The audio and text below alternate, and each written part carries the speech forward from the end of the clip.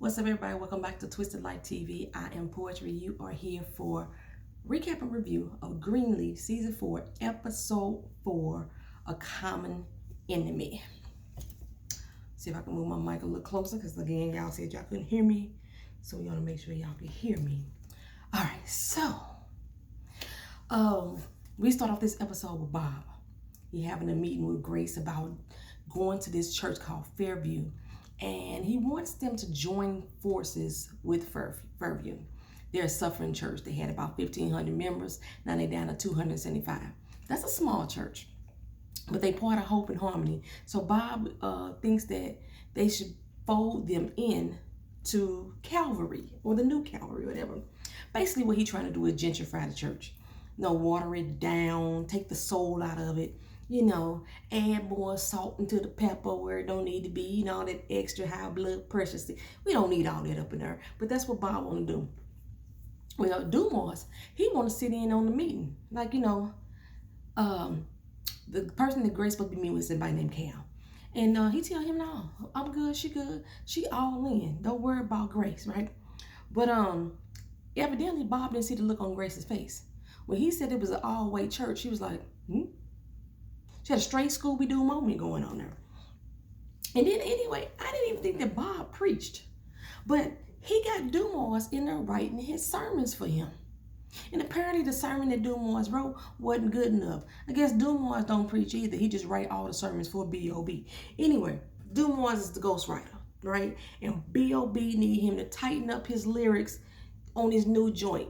Attaboy. That's what I'm saying. Oh, I tell you, hearing white men call grown-ass black men boy irks my nerves, y'all. It irks my nerves. And I just be wondering why on any of these shows that's on the Oprah Winfrey Network, why don't none of these people check their ass? Matter of fact, on Power, when somebody is black, is confronted with a white person who is obviously showing racism or extreme prejudice, they don't never call them on their shit. Ever. Think about it. Ghosts on Power when dealing with stern racist ass. Titus on Ambitions when dealing with pure Foy ass. Let another black man call them boy. They ready to knuck if they can buck. You know what I'm saying? Knuck if you buck. Kill their whole damn family and their ancestors who already dead. But let a white man do it. They just swallow hard and choke that shit up. It just infuriates me. It infuriates me that we as black writers or show creators, y'all keep writing in that same lack of power. You know what I'm saying? Some people may say it's just the word. It's the intent behind the word. The intent. Always. Even on the TV show Containment that I just got done watching. Containment was good. Watch it on Netflix. It's only one season, but it's really good. They got cancer. They shouldn't have got cancer. But you'll see the same dynamic there too. So, anyhow, I think that's why I got such a chuckle when Bishop called Bob boy. And the best one in every episode I have ever watched, when Papa Pope called the president, Fitzgerald, when he called him boy, yes, that gave me all my life, right? So Grace, she moved AJ to Memphis. She said she wanted him home. There was never home for AJ. There was never home for AJ. You ran off to Phoenix and had him in Phoenix. And he been incarcerated in Yuma, which is 3 hours and 42 minutes from Phoenix for the last 5 years. Home ain't never been Memphis. But okay, she got him home. Now y'all know I love me some Greenleaf, y'all. I love me some Greenleaf. But I would be remiss if I wasn't my true self by calling out the bullshit that happens on the shows. Now, I talked about this in the comment section last week. How the fuck is Grace gonna move him from from Arizona to Memphis?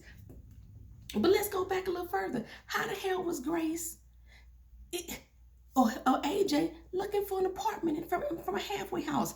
It don't work that way, bro. It don't work that way. I know I am not a full convict. I didn't do a lot of, I've had a lot of interaction, family members, boyfriends. I know a lot of people has been in the penal system. And I know for a fact that the halfway house ain't no transitional house. You know, you get out they have transition houses where you complete a program and you need somewhere to stay and they help you out, help you get on your foot, help you get a job, this, that, and other. But that ain't where he was at. He was supposed to be at a halfway house. Remember they told me he had to keep a job. You're supposed to keep, you have to look for a job when you're at a halfway house. Okay, they got rules. They got rules. But a halfway house is for people who would still be in prison.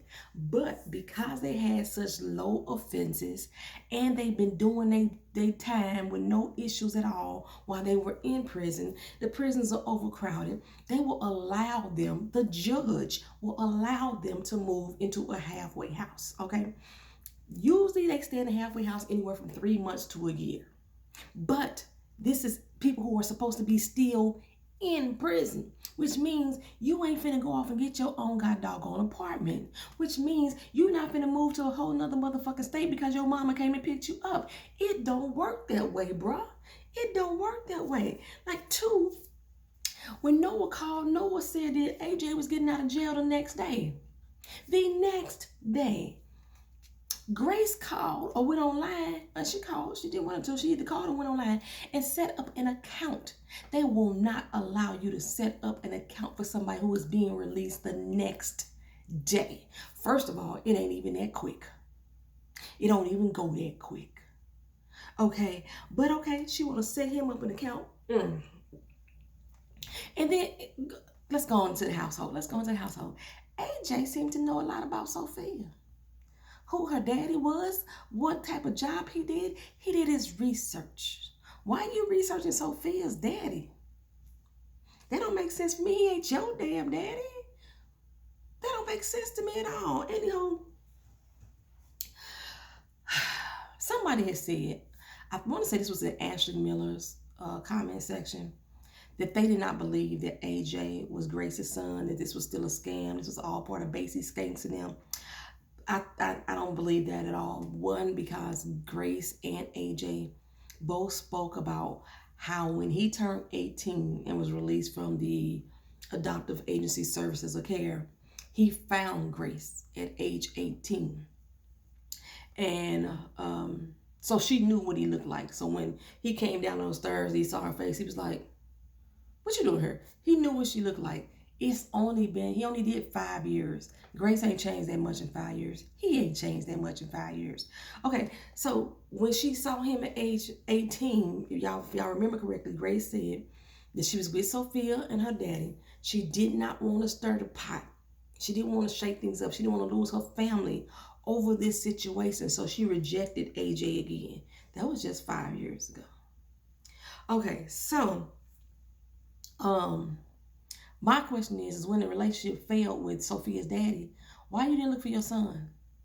Why didn't you look for him to try to make amends? Because if that was the only reason why you was pushing him out of your life, then why you didn't try to make amends with him when you had the means and ability to do so? You no longer had that man in your life. He was divorced anyway. Okay. So you rejected your son over a man that you didn't keep anyhow. So another person asked, I think on my channel, how old is AJ over Sophia? Like, he's 6 years older than Sophia. They mentioned that in the show too. That's the only reason why I got that. Like I said, after he met with Grace at age 18, that's when he went on his little robbery spree and he got locked up and incarcerated for 5 years. That would make him 23, 24, which makes Sophia 17. 17. She shouldn't be 18. He got locked up at 18 for 5 years. He did 5 years in after the age of 18, 23, 6 years older than her. That will make her 17, which means she should still be in high school, not in college. Her and Zora were 2 years apart from each other. They weren't a year apart. And this season picked up a week after last season ended.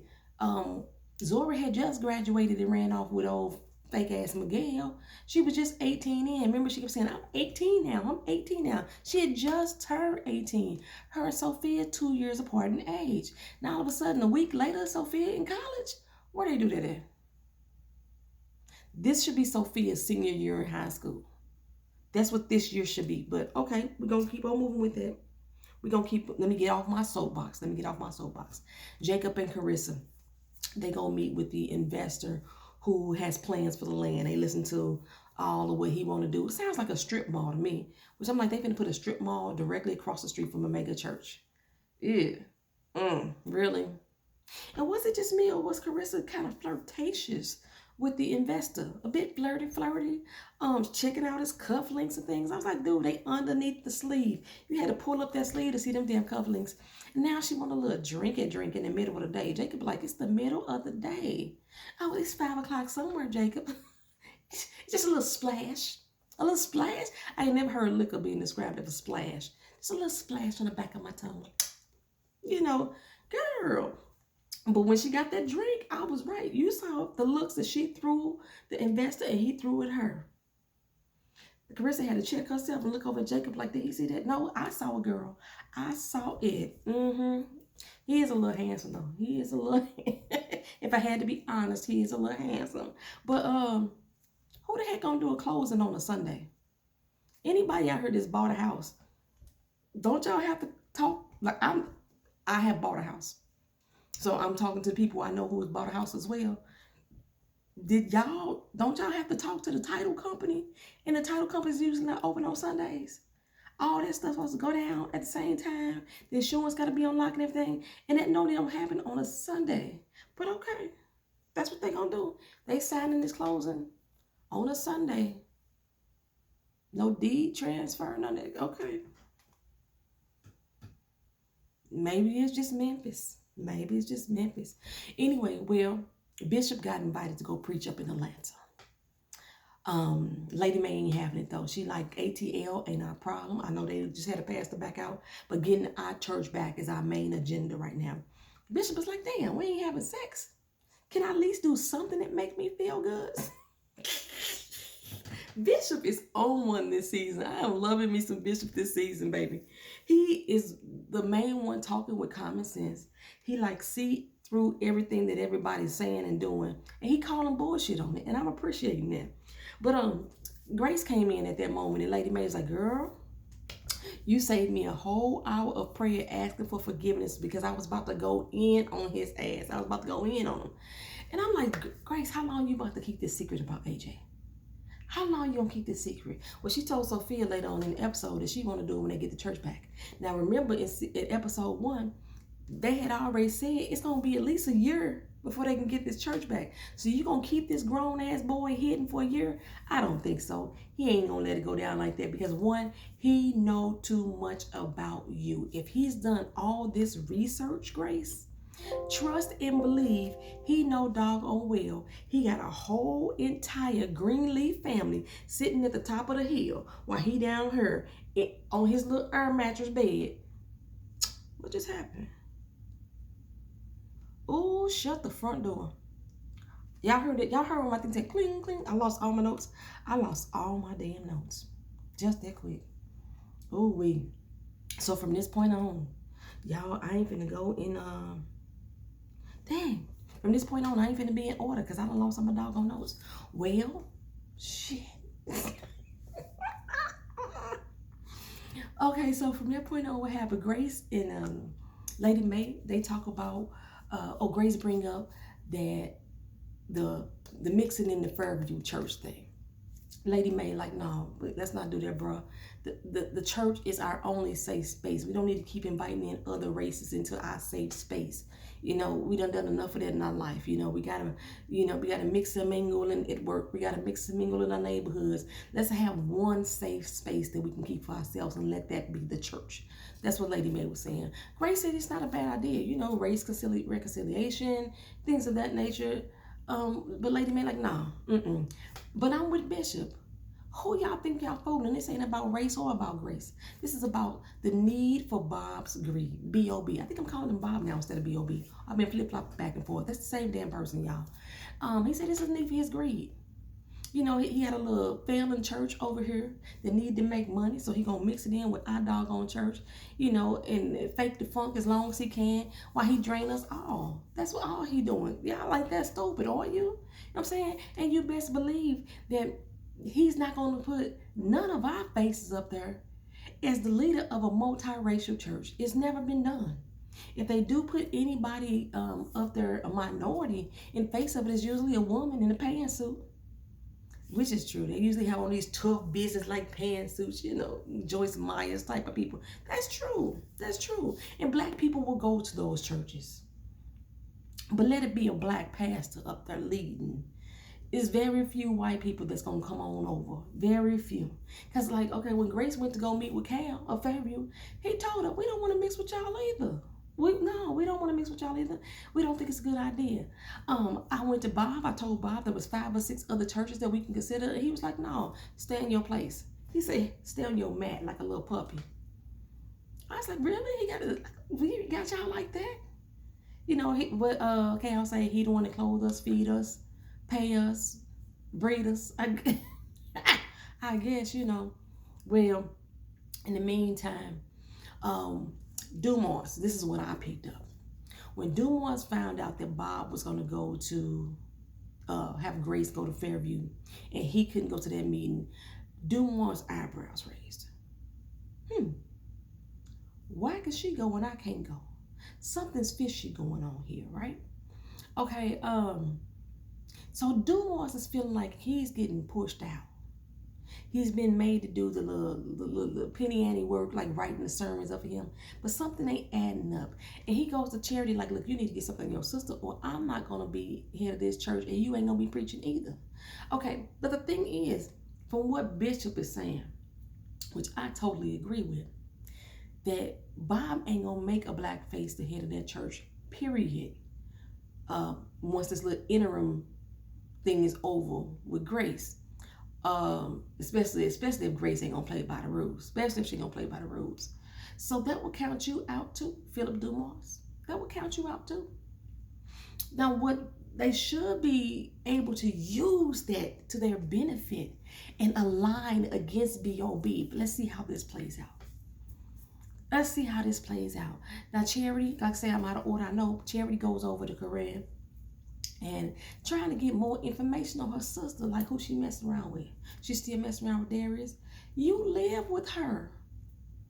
You don't know who your sister dating or seeing. You gotta go to Corinne. This is some type of talk that you can have with your sister. So girl, talk with your sister about who you sleeping with, who your new man. Let me tell you who mine is. That's the girl, bye. And Corinne was like, you're getting on my doggone nerves. Leave me alone. Go on somewhere with that. Miss me with that mess. So what Charity went to go do is create all new mess. She goes and calls Noah and leave a very disturbing message that's going to upset Isabel.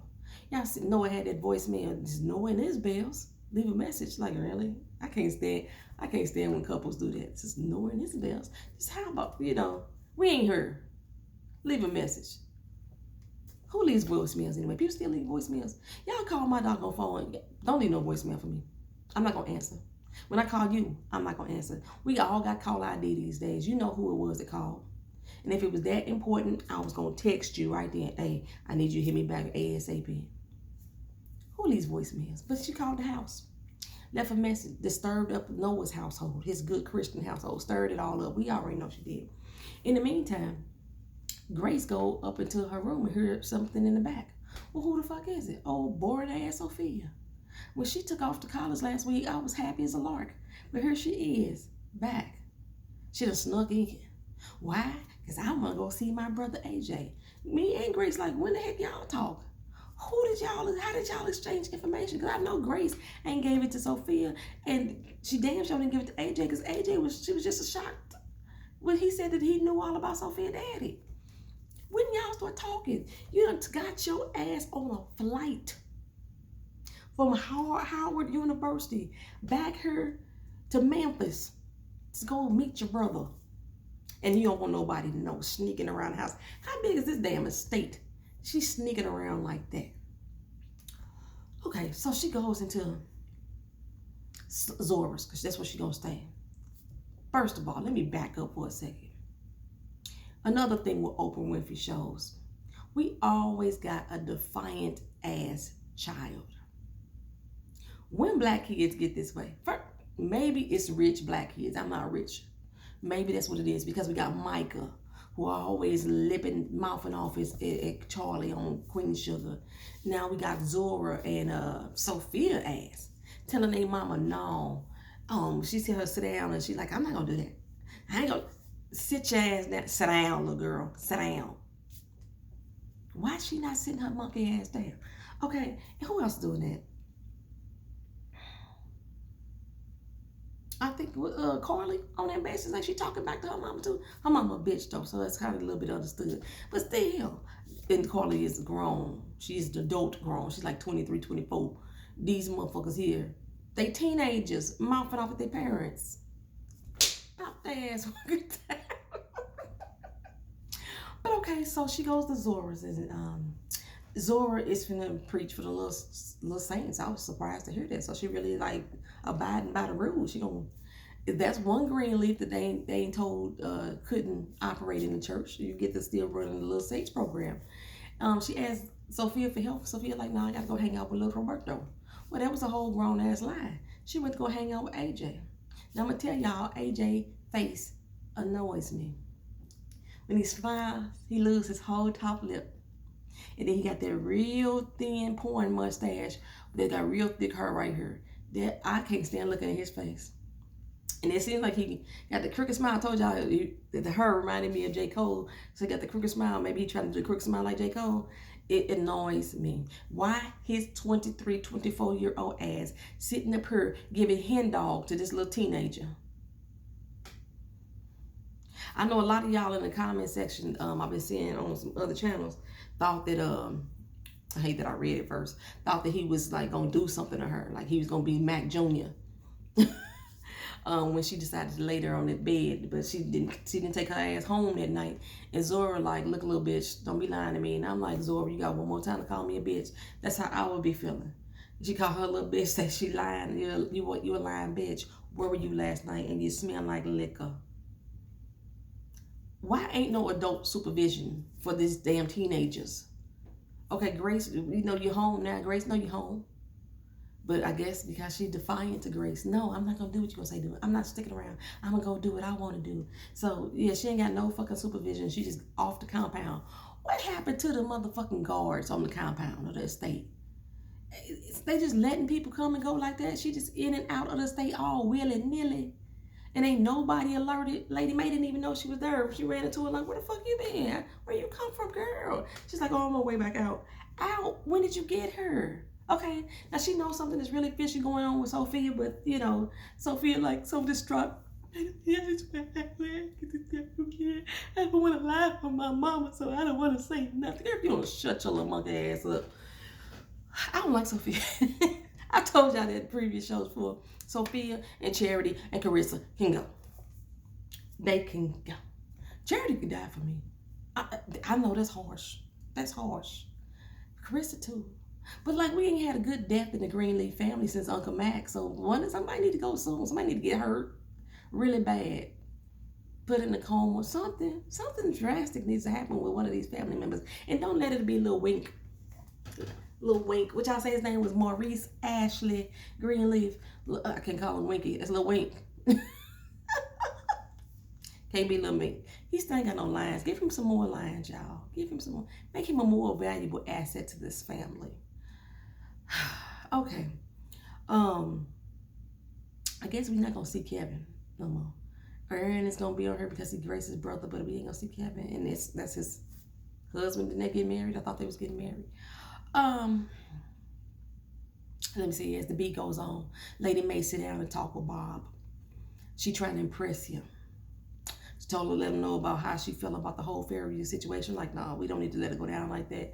He said, I see you, girl. You know, I know somebody may be more worthy than Grace. I saw your little sermon. She passed over her day with Lady Mae's sermon over him so he could read it over and consider her. Throw her hat in the ring for pastor. But he say, you know, if Grace ain't gonna do it, we'll find somebody else. He, in a way, shut her down without shutting her down. You know, he did that nice, nasty shut down. You know, he went to go shake her hand. Like, ain't nobody gonna do nothing that they don't want to do. He went to go shake her hand. Lady Mae was like, whatever. So, like I said, I talked about Grace going over there to meet with Cal. Cal was like, he said he didn't want to do it either. Charity calling up Noah's wife and yada yada this, yada yada that. And we talked about Phil Dumars and everything. Phil Dumars want to talk to Kerissa about excellence.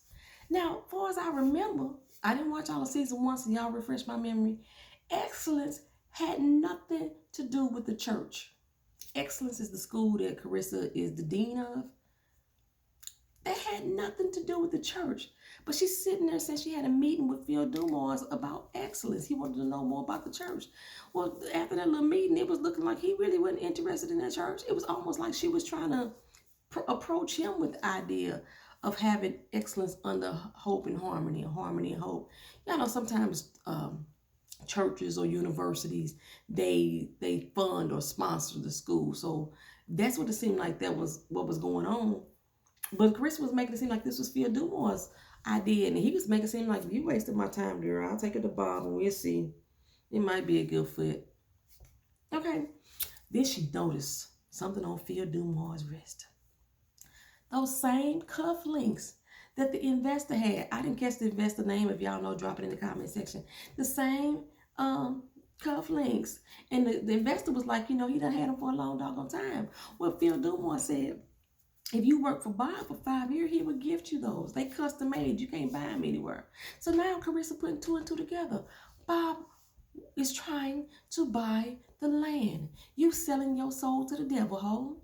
Ooh, Kerissa, you selling your soul to the devil.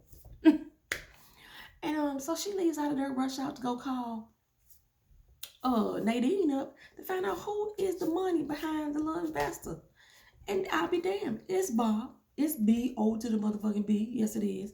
And that's when we get the whole scene with Charity in that ugly ass black ruffle dress. Oh my goodness, somebody need to set that shit on fire. Yeah, trying to get information from Karine about Grace and Noah. That just Kerissa makes me Kerissa make me sick too, but Charity make me sick. So I think they showed AJ one more time, sitting up there drinking some more hen dog. He must gonna be turned out to be an alcoholic the same way as Kerissa. I think they're trying to make Kerissa full on drunk this season, which is probably gonna explain some of the behavior that she's gonna do later on. And I only know this behavior because people have been talking about it. I tried not to watch the trailer, but people still be talking about what happened and stuff. So yeah. So it's Sunday morning. It's Sunday morning. It's Sunday morning. We finally get to hear that old whack ass song that Charity had to sing. And I want to say the girl on stage was Judy, Bob's daughter. And she seemed like she was constipated as she was singing it. He leads by his rod. Charity kept on trying to add a little soul, a little flavor to the song. It wasn't nothing you could do with that girl. I thought she was going to rewrite the whole doggone song and come out with a Kirk Franklin hook. But she didn't. She tried to sing it like that and try to add some little crescendos on it. And it just didn't do nothing for me. Bob was feeling it. Well, Grace got up to preach, y'all. Now, y'all know I've said time and time again, I cannot stand Grace as a preacher. I think she is boring as fuck. I do. But the message in the sermon this here Sunday morning, I felt that. Grace basically told them, we need to get together, come together right now over here. This is how told everybody to come together. When we get together, we stand up, we rise up, then we can smite our enemies where they stand. They ain't gonna even know what hit them. At first, Bob was sitting there like, oh, this is a good message. I ain't never heard Moses talked about in this way. When she said, and Pharaoh's son is the one that's going to be taken away from him. Bob said, hold up. She talking about me? That wasn't about me, was it? Oh, what the hell no, she talking about me? She talking about me. Yes. Okay, when Bob realized that shit, he was pissed. Grace basically got up there and said, regulators, mount up. That's basically what Grace did. We gonna stand up and rise up together. I I wasn't necessarily sure at first if he was like pissed off just because of the energy. The crowd was like, yeah, they was hooping and hollering as we do in black churches. Or when he really just heard what the message was saying, come together and smite our new master. That's what pissed Bob off. I was like, get him, take that, take that, take that, take that, take that. I was like, I felt a little joy in my soul. I felt a little joy. I was like, forget the fact that she boring. She over animated without really, she need to go to theology school and really get into the practice of how to preach. But that's okay. The message was received, Grace. The message was received, at least by me. Lady May and Bishop, they got it. B.O.B., he got it. Cal got it. Because Cal said, you know what, I was inspired by this Sunday service. We're going to stick over there on our own side. We're going to tough it out. So Bob called Grace back to the office, saying, let me remind you something. Matter of fact, let me take you to the VP office. Let me take you to the vice principal office. You don't need to be going to yours, because I need you to know, have a reminder that this ain't your place. This ain't your church. This is just your job. All your checks are cut by H&H, signed by me. You know, even the clothes you wear, the shoes on your feet, the robes you adorn, the food you eat, all on loan from me. I own you. And what that means is you will not show me up in this church. You're going to do what I say do. Or you and your whole family going to be out there on the streets. You're going to be outside the gates of the pearly gates locked, wondering how to get in. Do it again. Try me. Try me. I'm out here trying to save the world. It sounds to me like they're trying to gentrify the neighborhood. That's what it sounds like to me.